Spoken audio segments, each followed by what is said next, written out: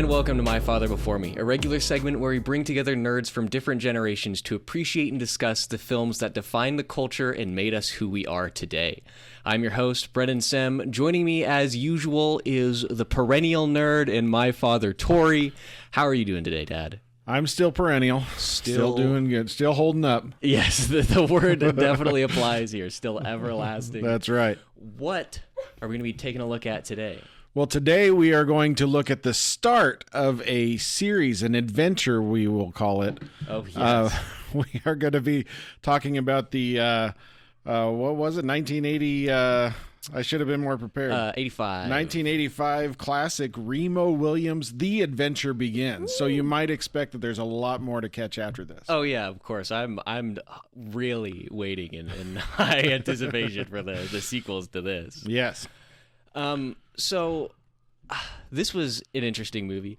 It definitely felt like it was trying to play towards a genre. It was. It definitely was. Well, so a quick little rundown.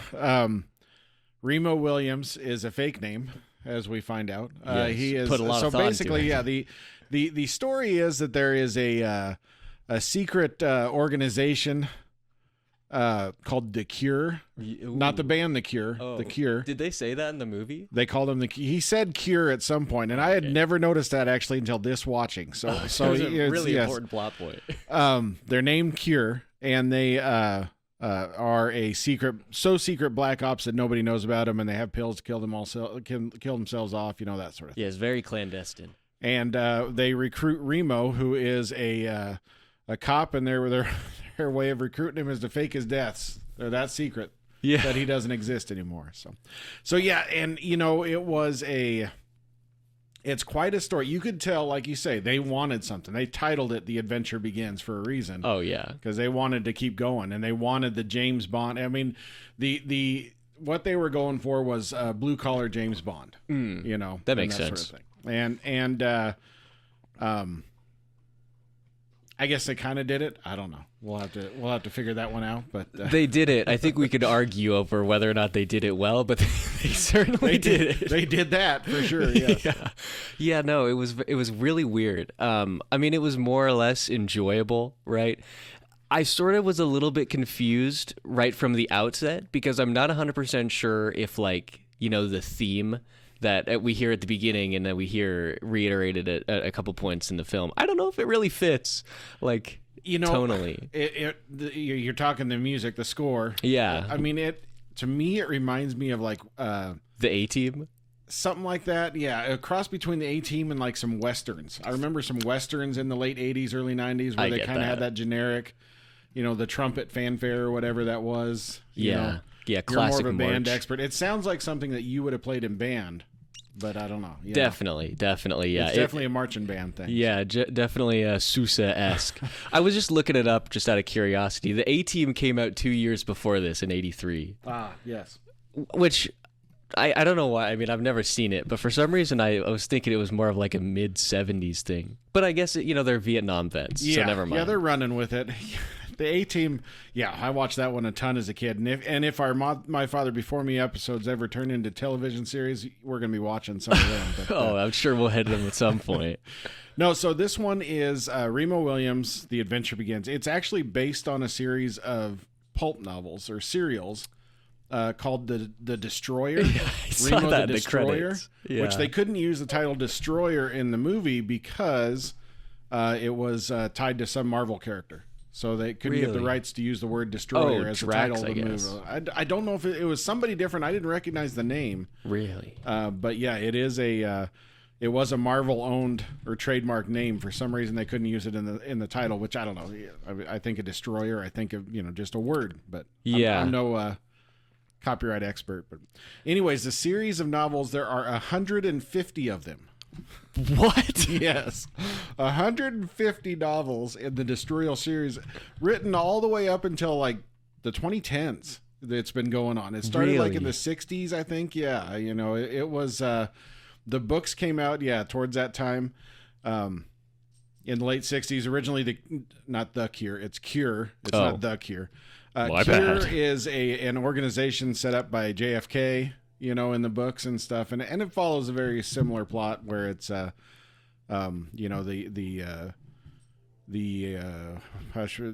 Asian master, teaching an assassin, and stuff. So, I'm sorry. I was out of curiosity. I was listening, I swear. Sure you were. There's a lot of books. I'll probably read them at some point. If there's that many, they must be at least, moderately enjoyable. It's like I say, they're the serial. I think they're what, I think if you saw the shelf of books of your grandpa's. Oh, yeah. The Tarzan books, right? Yeah. I think of it like that, where it was just, let's just get out a quick little novella story, and throw that out there, right? Sure. And I think that's what we're dealing with here. Is it's a, they're just small little novels, And I don't know if the James Bond novels were. I know the James Bond movies are based off the James Bond series and stuff. I don't know if the James Bond stuff was that way or if those were more novel type things. But this was definitely, this was a serialized story. Kind of. I think it. Bad guy of the week. I was reading through some of the plots, and I feel like I do have to get in there and see if you go to the wiki. And I would recommend, we won't do it live on the show because it's not exciting to read it. Too late. Go to Wikipedia, look up the Destroyer series, and look at some of the villains that they have there. And it feels like it jumped the shark pretty quick, Oh man, we got one that's just Chun here reversed. That's interesting. That's right. Negative Chun. Well, we got Rasputin, the Krashiva, a Russian soldier with the ability to walk through walls. At some point, he fights Shiva or something, the goddess Shiva. Oh, I think it, or something like that. I don't know. Interesting. Yeah, he gets pretty serious there. Yeah, so this the books are interestingly enough not at all like the movie. No. But I'll probably give them a read at some point. I mean, I've been really getting into like noir film lately, and that obviously comes from noir fiction and stuff, and all that is done in that same serialized, Raymond Chandler fashion. So I'll probably get involved with it at some point. It might be a fun read at some point. I did, me with my eyes, I'm more audiobook, and I did try to Google and see if there are some audiobooks out there, and only some of them have been translated to audiobook, and stuff, or read out loud, I guess I should say. But well, it's time for a resurgence, I think. know. Maybe we should do that. Maybe we should see if we could just do that. New Wave Nerds reads the Destroyer series or something. I'm sure that would go over well. Yeah, I don't see any problems with that. I don't think they're quite in what's when it's public domain. I don't think they've quite hit that yet. Was it 75 years or something like that? I don't know. It'll be fine. We got a plan for the future. I wanted to note, I was looking up the Destroyer. I just Googled the Destroyer Marvel characters to see like who it could have possibly been. There was like 30 listed, so there's no. We'll have to see whichever one was most famous at that time, I guess. Yeah, but I did listed in that is Remo Williams. He's apparently in Earth 616. Well, I did hear that there was actually at some point Marvel did some Remo Williams comics, and stuff. The same way they did some other ones. So he definitely, they definitely got him in there.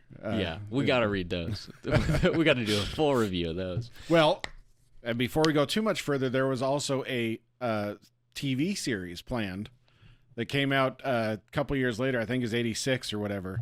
Different actors, but it was supposed to be a continuation of the story. Oh, you know what? I think I did see that. Did you see who Chun was? Roddy McDowell? That's right. Yes, I love that guy. So yeah, that's one of the current controversies, I guess you would say, about Remo Williams is the hiring of a white actor to play an old Korean. Yes, with a sensei. very thick accent. But then when they went to the TV, they did the same thing. Oh, wow. What are you gonna do? But I guess Chun, what was his Joel Grey is the actor. He had to sit in the makeup chair for 4 hours. They said to make him look like an old Korean guy. Oh, really? I think they got nominated for an Oscar for makeup. That's amazing. But they lost to Mask. I don't know if you've ever seen any pictures of that one. That'd be a tough one to beat for makeup. Is that Jim Carrey? No, you're thinking too modern. Mask is a drama about with I think it was Cher. Was it Cher? Am I thinking? Might be Cher is in it, but it is a young guy who's born with a birth defect, and his face is all malformed and stuff. And so definitely not a Jim Carrey No, it's pick. definitely not a comedy. I'll tell you that right now. Oh, this was the same year that Ran came out by Akira Kurosawa. Well, there you go. These are some tough Oscars. I was just trying to look up what the movie was. Here we go. Let's see. Yes, Mask, Michael. Oh, no, that's the people who did the makeup. That was stupid. Yeah, Cher, Eric Stoltz, Sam Elliott. That's right, Eric Stoltz. Yep, I forgot. Oh, Biker Gang Mother. Wow. This is an intense movie. Oh! Sorry. That was really loud. They made fun of this guy in Family Guy. I'm sure they did, yeah. Yeah, there's I can't remember who it is, but he's talking to a blind person and they're like, "Can I touch your face?" And he's like, "Yeah, sure." And they're like, "Oh my god, what is this?" Man. So Remo Williams. Yes. Speaking of Remo Williams. I mean, if we're gonna like put this in like relation to some of the other movies we watched, I think I enjoyed this one more than I liked Howard the Duck. Okay. If we're looking back recently. If we're looking at modern My Father Before Me's, yes. Yeah, last episode, go check it out. But I think, that's tough because I guess Howard the Duck was I probably had more fun watching it, but I think it's crazy to say this might be a slightly better made film. It is interesting the way this one kind of it's surprising it died off. Because it is the kind of thing that I feel like you could make at a reasonable price, and Fred Ward, he was no leading man actor. He wouldn't have been expensive, or anything like that. But yeah, I don't know anything, or at least I didn't recognize him. Okay, well, and I believe we mentioned this before, but one of these days when we start getting to less movies to make fun of and more serious movies, when we get to The Right Stuff, Fred Ward, I know him from that mostly. Oh, okay. Well, I'm sure we're still going to find things. I'll find things to make fun of. You might. I don't know. That one's pretty good. We'll see on that one. But yeah, we've got The Right Stuff. He was also, of course, he was big in The Tremors, which I was never a Tremors man, but those movies have been out forever. Yeah, didn't they make like 5 or 6 of them or something like that? Yeah, just recently did a reboot or requel or whatever you want to call it. Oh, yeah. And that sort of I'm thing, sure it's amazing. Yeah. Oh, Kevin Bacon's in the first one. Well, yeah, that's why it's amazing. I mean, everything's better with bacon, as I always say. But. That's a good one. I did think that everything about this was just so insane. Right. Like, it was just so crazy. And I guess, comparing this to another My Father Before Me movie, let's go to like Big Trouble in Little China. Right. This is another movie where the main character, it feels, is just sort of bumbling through and happens to wind up in these situations. He definitely, obviously they're trying to show that he becomes this master or whatever, but at the end, sure, he dodges some bullets, which is a big thing. But beyond that, yeah, it's nothing crazy. Like, he doesn't become what I would say is this great martial artist. I think, or something like that. If that was his thing, it is interesting. When they talk about it, they are looking at. If we wanted to take a look at this. I don't know where we would compare it to necessarily. I mean, like I say, it's like he's supposed to be trained as an assassin who's going to really take on the government, or take on the big man or whatever and that sort of thing. But it doesn't quite flow, that way. So. Yeah, no, it's definitely so okay. Here's what I don't get about this is that the entire time, maybe not there's really conflicting messages, right? Because Remo Williams is like, you're gonna teach me or show me how to kill somebody, and Chun goes, no killing, but or like 20 minutes, or maybe it's even longer than that, quite a ways before that, he's like, oh yeah, I mean, we assassinated Alexander the Great, Robin Hood, all these people. I think that's the whole and that's so that might have been an odd choice for a line at that point, because obviously he's training him to be an assassin, but he's training him. They're supposed to make it look like accidents, right? But nobody's supposed to know they exist. and that kind of thing. And that's kind of the thing, we get to the big ending, the big finale or whatever, and all he does is the guy is in a car wreck and blows up. Sure, yeah. Remo lights it on fire, but other than that, it's not that big a deal, right? Which, incidentally, we didn't even get a cool shot of him walking away from the explosion. It's like, how is this an action movie? The writer said he had a whole big action piece as a finale, but they had to cut it for budgetary reasons. So maybe they had more planned, but when it comes down to it, there are interesting inklings there that would have made it fun. Like the time when they're talking about what happens if they get caught, right? Right. And Wilford Brimley, which we haven't talked about yet, he says, he's found dead of a heart attack in his office, right? And across the city, another man, the McCleary, the guy's name was. He's found dead in somewhere. I can't even remember where they say, and then when they get to it, it's like Chun is supposed to, knock off Remo, right. and stuff.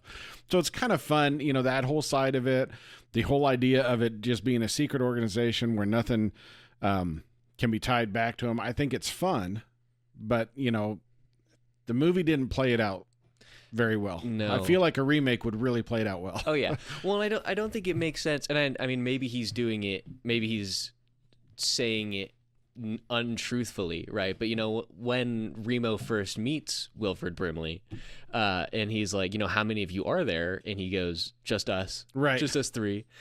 It's like I sort of don't understand what's going on here. Like, are you just like these two random guys who just decided to take this upon yourself? Is this a government organization? If right. it is, why are there only three of you? The government is not known for, not overspending and not, there's quite a bit of bureaucratic bloat, right? If right. this were a real thing, they'd have like minimum 150 people. I mean, if for nothing else, to maintain that massive computer system. Yeah, the big computers. These are the small ones, he says. Yeah. That well, and what did he say at one point? I could measure the temperature of your ass in that chair over there. Or yeah, but yeah, it's there's something to that, but there's also something to the fact that if there's three people, like you say, it's very easy to manage if you need to knock it off, right? And if you get good people, then I suppose you can limit it down. I would expect that if we're looking at if we were looking at the adventure continuing, maybe eventually we would have found out that like there's different sects or cells or something like that, that kind of thing. And I assume the books go in the same way we get in the James Bond movies. You get 007, but then you also have 009, and stuff. But this is just more siloed so that they are separate. And I could see where that would be kind of a fun concept to play with, Yeah, that could be fun. It would be interesting if they did remake it and it's Remo Williams, but they go out of their way to mention that it isn't like, the same former cop. Like, right. Like they just reuse the name like they do 007. Yeah, now it's not just 007 every time. Although that kind of gets away from the mystique of him figuring out his name by reading the bottom of the bedpan. Yeah, well, maybe he was just the first. There you go. Just the first iteration. Remo the first. I do think, it makes sense, if we're having, a sort of, like you said, a siloed organization where they can just knock off people. I think it would have made a better story device, and it would have made it feel a little bit more like, how do I put this? Like there was more stakes if they had a fifth person. Sorry, I was like, wait, Chun, Remo. Yeah, I think Chun's kind of a contractor. I don't know if he's on the team or not. I don't know. But I think it would have made that idea work better if they had a fifth person who they knocked off halfway through the movie, so that we see this is the organization, like, hey, we're a tight-knit group or whatever, we do these things, or maybe we're not tight-knit, we're this, clandestine organization with few members. And if they'd actually gone to the lengths to be like, if you disregard us, if you go against whatever, if there's a chance if there's a chance that something you do will lead to the discovery of the organization, then we'll knock you off. Like if they'd gone there through the way to actually do that. Right. If they actually had to do that because something happened, that would have been interesting. obviously we had our McCleary. His name was McCreary. I don't know. I think it's McCleary. Yeah, he dies because you got to have somebody die, right? It can't always be perfect. That's exactly what I typed here. I said, of course McCleary dies. And it's, it's kind of fun. At one point Remo says, can you dodge bullets? And he says, only if they're coming really slow these days. So I wonder, you got to think, and again, books probably give us more of this information. He might have been Remo before Remo, right? Right. He was the last guy recruited or whatever. Wilford's been around a while, so I'm sure he's recruited a few operatives in his time. But I don't know. It just, like I say, there is a lot here that you could run with and build more out of, build a world out of it. Definitely. And I think you can even sort of just infer that McCleary was the first Remo. You could just infer that because of the fact that he's only got the one arm, right? What does he say? He loses it in an IED. Yeah. I think that's what he said, because which is fun to Chun teach you that, being able to cut the electric fence. Yeah, I thought that was fun. Nope, it's just fake arm. But no, it's like I say, there's a lot to it. The parts that I really dug as a kid and even now is just the whole idea of the training, and that sort of thing is fun. All the one-liners about all the crap he's eating and stuff. And you smell like hamburger. You'd be better eating this can than what's in it. That was a lot of fun. So, and I think that he had some good play there from that standpoint. So. I agree. I liked Chun. He was definitely a fun character. The positioning him to enjoy soap operas is such an interesting little piece of character development. America's only contribution to the arts, I think, is what he said at some point, right? Yeah, not film. No, soap operas. Yeah, sure. Chun had some great lines. McCleary had some really good lines too, though. That's the thing. I mean, so the screenwriter, they brought in a screenwriter from James Bond. If I remember right, and the director had done a couple James Bond movies, so they were really pushing hard, to give us that blue collar James Bond. But I feel like, it seemed tight, it seemed fun, the lines and stuff like that, and then he's doing that obstacle course inside their loft, and then when he has to come back down, he turns off the light. The next thing you hear him clambering to the floor, and stuff. Yeah. I mean, it's just fun stuff like that. I thought was there's definitely some good comedy moments, like when after they leave the fair or whatever, and they're both walking with the Pink Panther between them. Like, just remember, it's mine. It's mine. I want it. That was really good. Yeah. I think my favorite line. Oh, it's tough. I have like two really. There's two lines that I really like. Both were from McCreary, or is it McCleary or McCreary? I think it's McCleary. I think I saw that. Yes. I think, yeah, okay. The first one is where he's I don't remember, I can't remember if this is in like the first spiel that he gives Remo when he's trying to, sell the organization to him, or if it's a little later on. But he goes, "Everywhere you look, slime is on the loose." That was a fun one. That's your noir line there, right? I mean... Yeah. Oh yeah. And then the other one that he said that I liked unironically, I thought it was really fun, was he was like, all I can promise you is terror for breakfast, pressure for lunch, and aggravation for dinner. Yes. I was like, okay, this is kind of fun. It is. And Remo's when he's coming in with his groceries and he's hiding stuff, Chun knows what's going on there. But... Oh yeah, he can hear it. He was so. Here's what I don't get. How is Chun, I guess. Never mind. Well, he's a master of Shinatsu or whatever it is. Shinanju. That's so insensitive. Which it's all, of course, that's made up, right? Yeah. But it was funny. I was looking at the IMDb trivia, and one of the notes on there is that some people who came to some people who auditioned for the part claimed that they were experts in Shinanju, even though it was all made up, so they were running with it. They're trying to get the part, I suppose. But that's so funny. I believe that, though. Well, yeah. Typical actors. Of course you're going to do that. I'm a master of Shinanju. Oh, man. Well, so here's what I don't get about that. what were you going to do if you say that and they're like, perfect? Yeah. Then where you read it, then you're going out quick. It's not like you're going to Google YouTube quick and see demonstrations. Not in the 80s. Yeah, you're on set and they're like, all right, get into stance 4. Like, what's the plan here?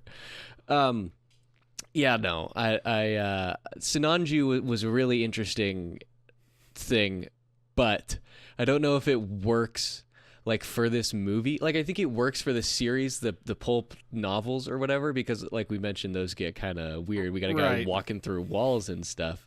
But in this, it's mostly just like, standard political thriller. Yeah. So if you're setting up an accident, I suppose that, they're trying to get to that ninja thing, right? It isn't the story of, you never know somebody's killed by a ninja because they do it so well, right? Yeah, or whatever, that sort of thing. And I suppose that's what they're going with. I mean, he needs the ability to dodge bullets, but if you're really just setting up accidents, I don't know if you need that. Yeah.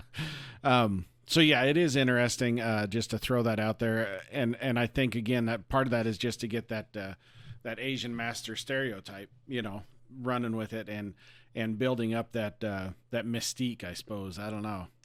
Yeah. I mean, at one point, the master Shinanju can run across sand and dive into a pile of sand. So, I mean, I don't know what that's going to do for you. I guess if you had, I'm thinking Assassin's Creed, you hide in the hay bales. Well, if you can dive into a pile of sand, then you're set. Oh, yeah. Well, and shooting, don't forget, you can also walk on water. Walk on water. You have to run very fast. Very fast. Man. Which that was, we get to probably the best action set piece or whatever, not the finale, obviously, but the Statue of Liberty. Yes, right? That was really cool. You're up there and I remember as a kid when they were doing, it was a big thing. They were doing that remodeling of the Statue of Liberty. So that was all a thing. Now, of course, they had to built a life-size replica of just the top part, like down in Mexico or something like that, in order to do some of those shots. Sure, that makes sense. But they did get permission to shoot a little bit on the island and stuff. But that was kind of fun, and just the idea of balancing around on that. I don't know, getting over his childish fear of heights by being on top of the Statue of Liberty. I don't know. Obviously, as a secret government organization, you have a lot of access to things. So yeah. I wish. So I liked the fear of heights thing. I like that, but I wish they had hit that harder throughout the movie. So it didn't really point it out too much. No, I mean the one time at the beginning when he's up on the side, when they hop on the side of the building or whatever. I mean, I wouldn't call that a fear of heights. I just call that natural to fear of be dying. A little scared about right on the edge of the building. So it's not necessarily a heights thing, but well, and they barely mention it. They don't do anything visually with it. Like there's one scene where the frames they slow down to like 15 per second instead of the standard 24 or something. Like it's a little choppy, right? But then that's the only effect, and it only happens the one time. I wish they had gone through that. I mean, if we're talking about like fear of heights and stuff, Hitchcock did that like 30 years before this movie came out, 20 years or whatever before this movie came out. I gotta expect that was just a we need a reason to be on the Statue of Liberty. Yeah, well, and it's a cool fight scene. It's a cool sequence and shot and stuff. But I also liked the thematic imagery of that, right? Because there's an organization that is dedicated to saving and protecting America, right? And so what they're fighting against this, we haven't even really talked about it, I guess. The point of this movie is that we're 30 minutes in. The point of this movie is that they're fighting against like this private industry mogul or whatever who's involved in the military industrial complex and is basically milking like $1 billion out of the taxpayer for whatever. And so the idea of he's fighting for liberty on, the symbol of liberty. Like what it epitomizes that more in America than the Statue of Liberty. Definitely. Yep. And it's obviously, it was their main focus. You see it on all the posters, any imagery you see for this movie, it's Fred Ward hanging from the Statue of Liberty. It is admittedly a pretty cool poster. It's one where it'd be cool to have if you had the space for it. But it would, and it's another one where you definitely get the James Bond feel coming through. Yeah, oh yeah, it's definitely you get that. I mean, you can almost see the pulp novel hand drawn book cover there, right? I think it works, but it worked out good. I mean, I think if I counted right, they paid the guys $30 to knock him off. So I don't know. It's awful cheap to kill someone. But... Well, and so here's what I'm confused about. Are those just random guys? Well, my assumption, I mean, because they're climbing around quite a bit, so I assume they're just like construction workers on the statue that they just grabbed and said, hey. Yeah, which is a little, again, I don't know. I mean, granted, it's New York in the 80s, so one could assume they're construction workers. Maybe they're tangentially attached to the mob or something, so they're not worried about doing, bad things. They must. But I'm pretty sure any construction worker would be like, you want me to kill this guy? For $30. Yeah, at least, add another zero. They counted 30. Maybe it was 30,000. I don't think so back in those days, but yeah. Yeah, it didn't look like a fat stack, as it were. It was definitely... Maybe it was 35s or something like that. Yeah, well, and it's unclear because later on in the movie, he says, like, my guys. Which sort of, like, so later on I was thinking, well, maybe are these... I heard that too, and I think what he's talking about is, towards the end there, or after he gets away from the construction dudes... He doesn't kill the construction dudes, right? He tosses one out and he's got it roped around his leg, right? It looked a lot like it was wrapped around his neck at first. It did, and then they wanted to show him. They did show him hanging by his leg, and then the other guy, of course, he slams the door down on him, must have just knocked him out or something. But I don't think he actually killed those three guys. But when he's down there, and then the government or the dudes in the suits start chasing him, I think those are who he's referencing as his guides. That makes sense. Because one of them, tries to run across the cement, goes right in. Yeah. Which I don't know why they're building filling up that full a cement slab. Was deep. Yeah. I mean, he sunk all the way down. It was at least 6 feet tall. And then Chun kills the other one just by throwing him behind the building and pointing at him or whatever. See, that's the thing. If you really wanted to say this was some martial arts movie, you would have at least seen something, neck snap or something. Yeah, no, it's definitely. I don't know if they understood what kind of tone they were going for here. It has a lot of potential. That I will say. Well, it's definitely James Bond because then you got your main villain who rides away on the boat with the diamond in his teeth, and stuff like that, and he sees him. Who's your dentist? Tiffany's, So they get those. That's definitely the James Bond thing, the freaky villain. But of course, then he uses the diamond to cut a hole in the glass, which is great. But. Which, man, what, what, how? There's no way that tooth would have cut deep enough into the glass to mess with the structural integrity. All it had to do is score it a little bit, and then when he flies into it, all of a sudden it shatters completely. Before he touches it, if you're looking real close, that glass shatters before he even gets to it. But he flies into it so funny too. He's completely parallel to the ground. Like most people, they try to guard their heads. They'll run in and like this and do it sideways. But no, he's just like. Well, he knew that sugar glass was going to be okay, I think. But. Oh man, it was insane. Of course, we haven't even talked about it. He's saving Kate Mulgrew, Captain Janeway. Yeah, I wish she'd actually been involved in this. Yes. They kept trying to set her up as this, independent woman who's fighting off the man, and stuff. But then she doesn't do anything. And then the best part is the way she's taken out of the picture is Chun doing number 37 or whatever. How to entice a woman, and we find out, the whole time Fred's thinking that Remo's thinking it's a sexual technique, but all it is just to knock her out because he's hitting her pulse just right. Oh man, yeah, that was weird. Yeah, no, she didn't do anything. No, she talked about doing stuff, and then she runs away with Remo, and then that's it. In a way, so if she wasn't doing what she was doing, they wouldn't have tried to kill her, which wouldn't have tried to kill Remo, right? Remo was just wandering around trying to, he was going there to get rid of the old guy, right? And make it look like an accident. Yeah, gross. So, if she didn't do her thing, then I guess we wouldn't have got the fight with the henchman, maybe. I don't know. We probably would have anyways, but there's a little bit there to the setup to just say that that's the thing, and maybe that exposes something. But then again, she's alive now, so doesn't that expose... cure. Yeah. She knows Remo. She saw his face a lot. That's right. And there's pictures of him, too. I mean, probably a whole bunch. That's more right. than just the two that they show. Yeah, no, that's bad writing. that's bad writing. Like, I just don't understand why she didn't play any role. I mean, You're right. It's like if she hadn't existed in the film, probably nothing would have really changed, because I mean, at least the ending wouldn't have changed, because he still would have gone to the base to search for the old guy. Right. I mean, so she serves kind of as the point of view to see, without that, the only point of view we had that Harp or whoever this Harp Industries is bad is Wilford Brimley at his fancy computer. Right. So she gets to, serve as the audience side of just being able to see what's going on, right? They have the scene of the faulty equipment because they build crappy guns blowing up in the guy's face, that kind of thing. That's what she's there for, just to give us that point of view. And so I think that makes, if without that, I think it might be a pretty short movie, or there would be a lot more filler, or maybe there'd be a lot more chun, which I wouldn't mind. But chun would be great. I mean, she starts out, like you said, she's a strong, independent person. Right. She's like investigating this thing, and her superior is like, you don't have to try so hard. Right.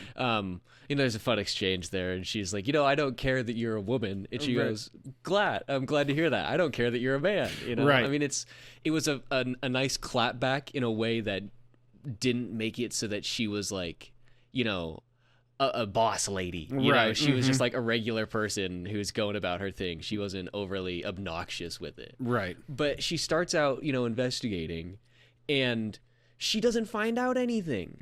Like, she doesn't find out anything. Like, she doesn't find out that if she were the one who maybe found out that the whole thing was a fake, and then she crosses paths with Remo, and she's got to be the standard way to do it. Maybe the cliche way to do it would have been like, they're doing their separate investigation. They learn different things. They meet at the base, and she chooses to let him in, or chooses to walk away, or whatever. She's the new recruit. Yeah, she's in Cure. Yeah, no, she's Remo Williams.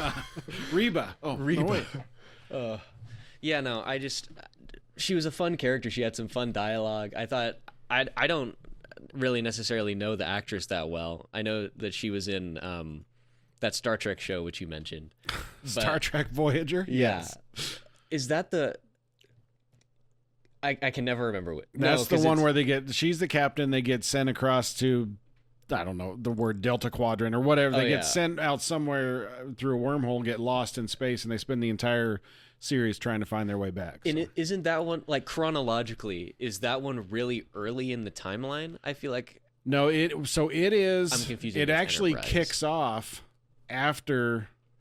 So I think it kicks off during the later seasons of Deep Space Nine, because, like, they actually start from Deep Space Nine. Okay. Oh, so it's at the same time as Next Gen, then? Yeah, so Next Gen, of course we had Next Gen, and then Next Gen kind of rolls into Deep Space Nine. There's some overlap there, and then there's some overlap from Deep Space Nine to Voyager, if I remember right. And I think that, I could be wrong, but I think the Voyager goes longer than Deep Space Nine, or goes past Deep Space Nine seasons. I have to say that I watched all of Next Gen. I watched a lot of Deep Space Nine, but I've been planning a rewatch one of these days just to refresh myself on Deep Space Nine, because everybody says it's the best Star Trek ever. Yeah, so. I'm excited to see that one. Yeah. I'm excited. Well, you got a lot to get through because you have to do it in order. I know. It's going to be unbearable. I just looked it up. Voyager, it went for like 6 seasons. Yeah. So it must have been pretty decent. It had quite a bit. And I mean, it was kind of interesting because, and I don't remember the politics, and maybe we're getting too far into the weeds for a Remo Williams podcast, but the impetus for it is that there is the Federation, and then there's the Maquis, which I think are kind of introduced in Deep Space Nine a little bit, that are this rebel group or something. They're against the law, basically. Okay. And there's a Maquis ship, and then there's the Voyager, and they get lost together, and then they have to integrate the crew. Right, so that gives you some drama, which, like I've said before, Roddenberry famously said he doesn't want inter-crew drama, but that actually was a way to, give you some sort of a, how are we going to get these two groups that used to hate each other, used to war against each other, kind of together and stuff. And it's kind of, it makes for an interesting thing. There's some good themes in Voyager that I kind of like. So yeah, I'll have to watch it because I like the actress. I like I said, I wish we could have seen more of her in this because. Well, and she had a resurgence recently in Orange Is the New Black. She was I think she's Russian, but she's the old Russian lady. That was her? Yeah. I didn't even know kind of that. The madam of the cell block or whatever. Oh, the one who, yeah. That was her. I didn't realize she had a little resurgence there. So I liked her. Her character was fun in that. Yeah. I don't remember anything that happened about her. Mm-hmm. I remember. I think I watched a couple seasons of that, but yeah. I want to say I watched like maybe 4 or 5 or something. I don't know how many there are. Yeah. I know I didn't watch the whole thing. This is a slight spoiler for Orange Is the New Black. I think that show started in like 2013 or something. So something like that. But I stopped watching like when there's a part where they go to like a different prison, and that's when I stopped watching. Well, they got to keep the show going, and they need some fresh people. So. Yeah. Speaking of Remo Williams, we mentioned Wilford Brimley sort of tangentially. Another character who I feel like kind of useless in the movie, like he's just there for exposition dumps about the villain. Like he doesn't actually play any role, or he's there to be like, hey Remo, you may have to kill yourself, right? Or at least hey Remo, I'm prepared to kill myself. It's like he doesn't really do much. No, he's the man in the chair, right? Yeah, but I did like he had one good line, which isn't even his. It's a quote from somebody else, which I'll say here. He said, "Guard, protect, and cherish your land, for there's no afterlife for a place that started out as heaven." Charles M. Russell.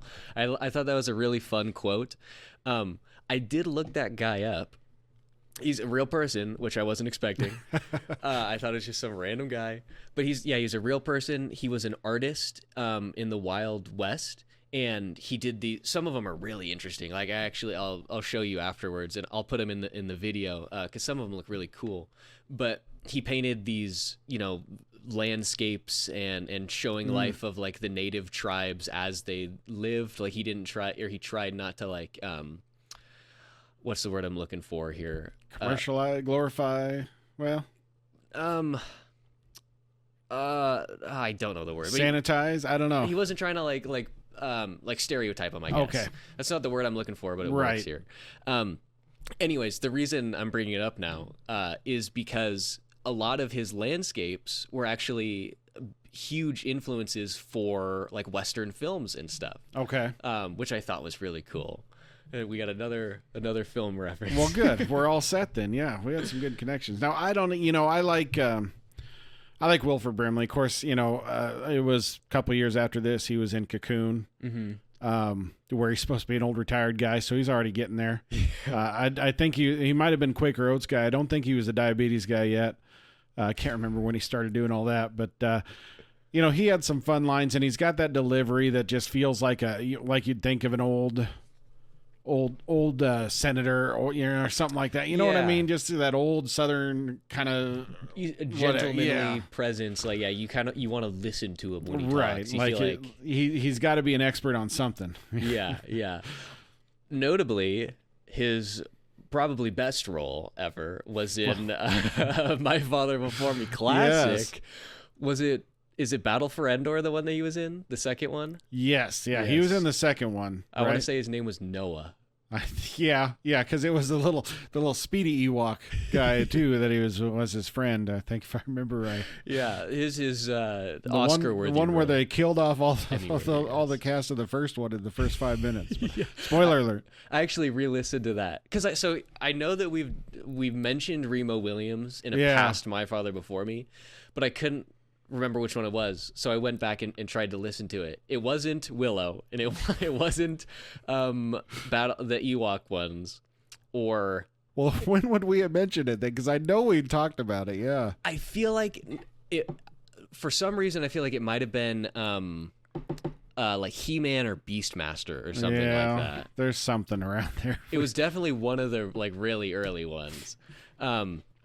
But yeah, no, go listen to that. Only available on the RSS feed. It's an exclusive for the time yes. being. If you can find it, it's worth it. It's like gold. The audio quality is amazing. It's like it's a treasure. Yeah, definitely. You could definitely tell that we're still trying to figure things out. It was a fun episode, though. Well, of course it was. It was great material. Yeah, no, completely unbiased. Completely unbiased answer. So, as always, in these episodes, we talk about a little bit about the cinematography here. Was there any? There was, and again, there was nothing that I really. Well, okay, actually, that's not true. There were a few things that I did enjoy, but I'll start out with the thing that I hated. There was such extensive use of zoom in this. I've talked about this before. I don't know if it's on My Father Before Me. It might have just been one of the regular like reviews or whatever. But I hate the zoom. I hate zooming in. It just feels so unnatural to the eye. It's so different from like a push in. The first one that I remember was the funeral. They're reading the, what would you call it? It's not a eulogy. Would it be a eulogy? Because it's the police captain, I guess. So maybe it is. I mean, if they're talking about him, it's a eulogy, right? If they're talking about who died, it's a eulogy. Is it called a eulogy when the priest does his bit, or is that different? Well, I don't think it's a sermon in that case. No, I'm not sure.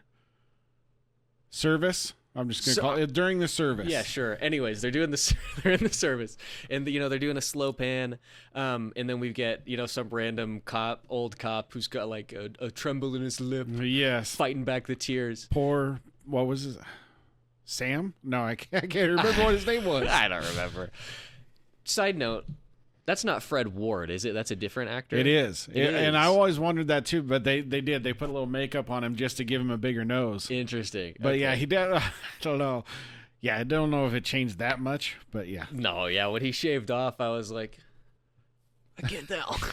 In any case, they're doing the pan, and after the cop is holding back the tears, they do this weird zoom to McCleary, and I just hate it. Yeah. I just hate it.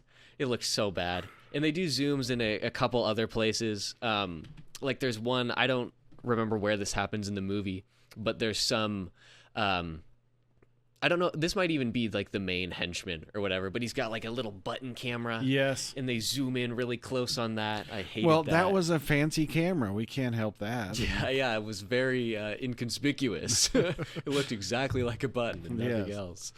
But like I said, there were some things that I did enjoy.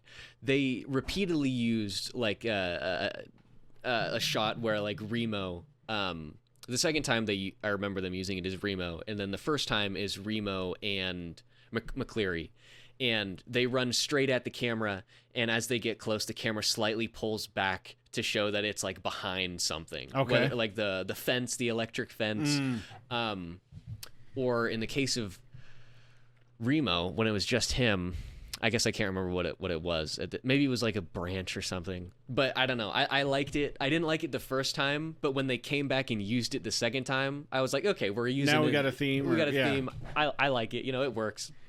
And then the final shot that I enjoyed. Saying I enjoyed it is maybe a little much. Part of it I liked, and then the other half of it I hated. But there's a shot when Remo is first like recruited and he's going to go train with Chun. Right? That's where we have the line where he's like terror for breakfast or whatever. Right. And Remo Williams goes in to go see him, and he opens the door, and we've got this shot where Chun is just like on his knees or whatever, facing the opposite direction in the sun. Right. And I really, really liked the framing of that. The part I didn't like about it was the way Remo was standing. He was just like it was so forced. It was like, stand as heroic as you can here. I hated that. Yeah, I'm not sure if Fred Ward is our guy. I mean, like I said, I enjoy him, and primarily from The Right Stuff. I do know that they had, I think they tried to get Ed Harris. Oh, interesting. Which I think he might have been more of a hit for that, or he might have been more of a leading man. I think of him in The Abyss, and that sort of thing. He's definitely more. I feel like he's more leading man, also in The Right Stuff, incidentally. Oh, really? But yeah, I think that Ed Harris might have been a slightly better fit in that way as a leading man. But again, if you're trying to, if you're thinking James Bond, of course, we had multiple James Bonds, so I could have foreseen multiple versions of this too. And again, if you're just making up the names, like you said, we could just have Remo be whoever, and that might be kind of the charm of the films. But yeah, sure. Ed Harris. Interesting. I think I'm mostly okay with that. I agree. I don't know if Fred Ward is the right guy. But... I just don't know. He's a fun actor. I don't think he's leading man. Yeah. You know what I mean? He is good as a thrown in comments on the side or that kind of thing.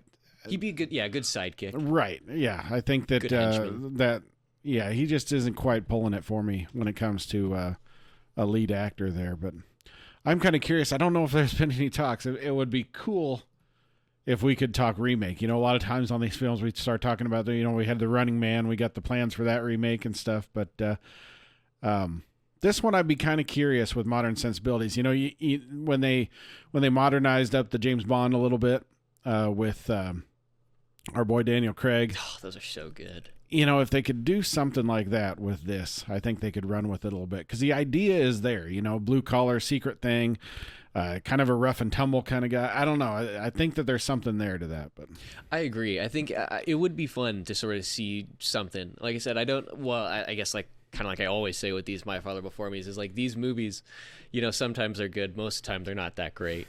But I think, they got some fun concepts, some fun ideas to work around. As far as casting for when the movie came out, the only person I can think of is Kurt Russell, and that's just because of like Escape from New York. Well, he's definitely the blue collar man. I don't know. Let's see, when was Big Trouble? Was that 85? Let's see here. 86. 86. So the year after same. this. Okay, right around the same time. And I think we talked about in that movie where he maybe. No, we talked about it in the Escape movies. He wasn't necessarily leading man material they thought at the time, but obviously that changed for him. But. Yeah, for sure. As for like a remake now, I have no idea who I would cast in this role. I mean, like I've said on the videos past, I'm notoriously bad at like fan castings and stuff. I'm not very good at it, but. Well, I think, and maybe he's getting too old, but I think blue collar, I think Fred Ward kind of guy, I think like John Barenthal. You know what I mean? He would be great. But, he would definitely be he's great as the Punisher in that way. I don't know if I could see him learning Shinanzu. Yeah, no. Of course, they didn't do any of that here either, but there was a couple little moves, but other than that, there wasn't too much to it. But well, and honestly, actually, now that you say that, maybe that makes it even a better pick. Right? Because the point of it is that he is a guy who smells of hamburger, right? He moves like a pregnant yak. Right. Like he's really slow and clumsy and stuff. And the idea is that it's supposed to be like this big meathead who's doing it. So maybe John Bernthal works in that way. Well, and I suppose maybe that's the what they might have been going for when we talk Iron Fist with the dude from Game of Thrones. I mean, didn't they specifically say in the first season he didn't train in martial arts because he didn't want to be seen as a martial arts expert, which he should have been. That was a miss there.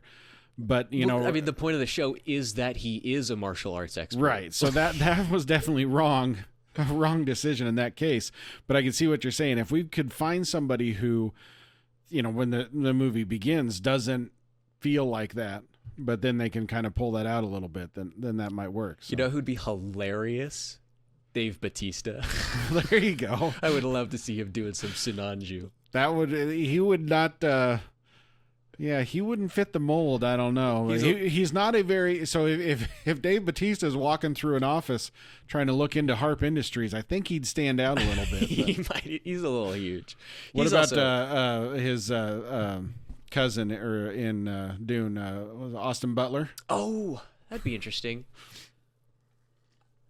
I mean, he's got some moves in that movie, but then again, who knows? So I'd have to see more of Austin Butler. Yeah, I mean, he's either been Fade or Elvis, and neither one of them are people that don't stand out either. So there you go. I haven't seen Elvis. Well, he's got that. What's that one he's got coming out soon. I want to say Brad Pitt as well, with the bikers.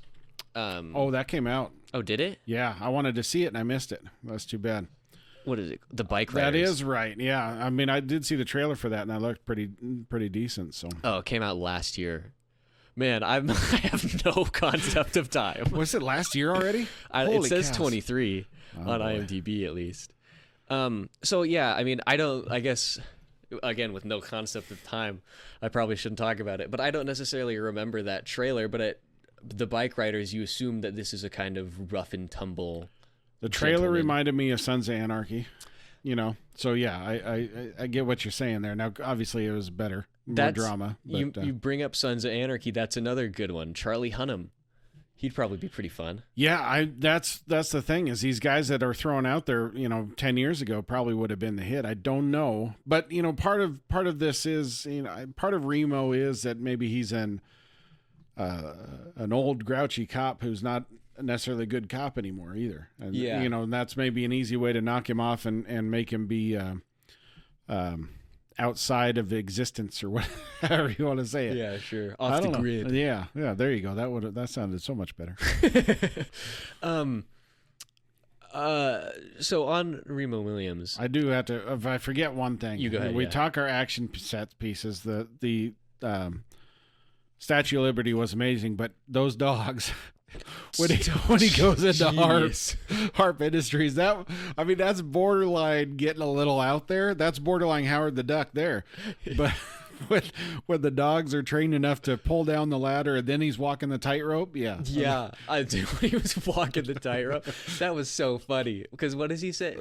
Fred Ward says, "Follow that, mother," or something like that. That he does. Yeah, that the next shot is I like because you could clearly see that the dog is obviously walking on like a plank or something. Oh yeah, but it's a close up and he's just like whimpering. The dog was a good actor, I'll tell you that. So. Oh yeah, he's trained very well. Probably, arguably, the best actor in the movie. Maybe. Oh man, yeah. No, this was. I thought it was fun. Well, I guess, I didn't even say, but I watched it twice. Well, so, there you go. Clearly, I thought it was at least partly enjoyable. I watched it when we first decided that we were going to cover this. And then a little behind the scenes, we had to reschedule twice. And so I rewatched it last night. So. Right. I hope it's streaming somewhere because then we see that it was going off a Tubi. Yesterday was the last That's the day. other thing. I'm awful sure we discussed Remo a long time ago, but it wasn't streaming anywhere. So we were kind of lucky to find it on Tubi, one of the lesser known streaming shows, streaming services. So hopefully, dear viewers, you can find it somewhere. Yeah. If not, it's probably in any $5 bin at any Walmart. Probably the $2 bin.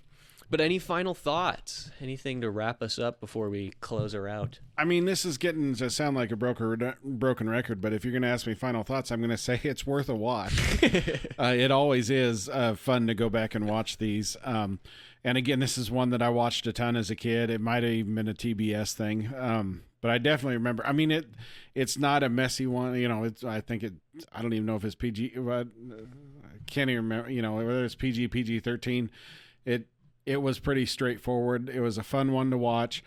I like a lot of the themes that could have been done differently, or I think about ways that we could have done some of this. But I love some of the 80s banter we have and that sort of thing. Oh, so. Definitely. Suck wall. Yeah, some great lines. And it was PG-13. Okay. So I couldn't remember. Yeah, PG-13 came out with Temple of Doom, right? So.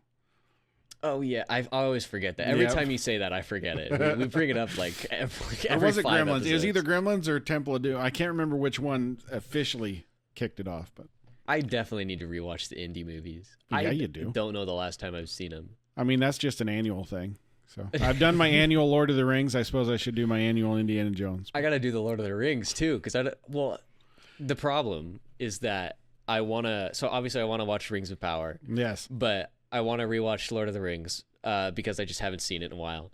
But the problem is I also want to read the books, and I just don't have time for that. I tell you what, and this again, we'll go a little off topic, but lately I've been... what? We never go off topic. Yeah, I know. This is unacceptable. Speaking of going off topic, I've been listening to Andy Serkis reading. I'm up to Return of the King now. That's a lot of fun. I got to say that he does a great work, and I don't know how much editing is involved or whether he's really rolling from different character to character, but I mean, you can definitely tell that he enjoys it. It's kind of interesting. I do notice that some of his readings are or some of his intonations are based off of the movies because those are the characters he knows, but I really like it. And Brady just mentioned, and I think I saw it, that they are he's doing the Silmarillion too. Oh, nice. So I think I'll finally actually get around to doing the Silmarillion. I mean, I've scanned it. I've started it multiple times, but I think now it'll be time that I'll finally get around to doing it. But incidentally, for you or for anybody else who's curious, go get your library card, get the Hoopla app, and it's on there. So. Oh, perfect.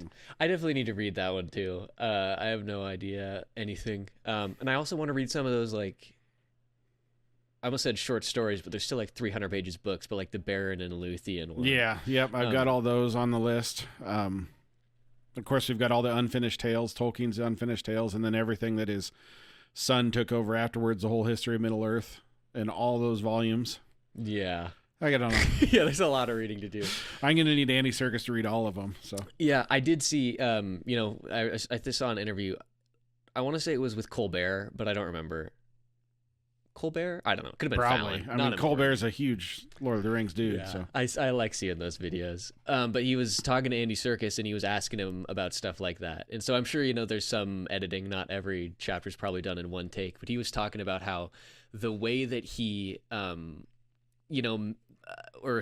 thing that he does that helps him remember like the different voices and stuff is his relation to the microphone, like position wise.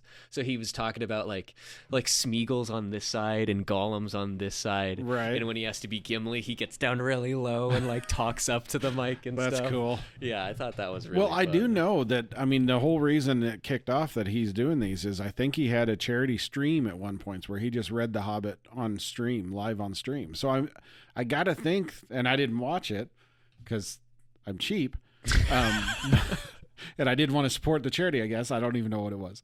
I'm sure it was wonderful. I shouldn't say that. I'm just cheap. But he did a real long stream where, he was just doing The Hobbit on there. And then after that, I heard that he had started throwing them out there.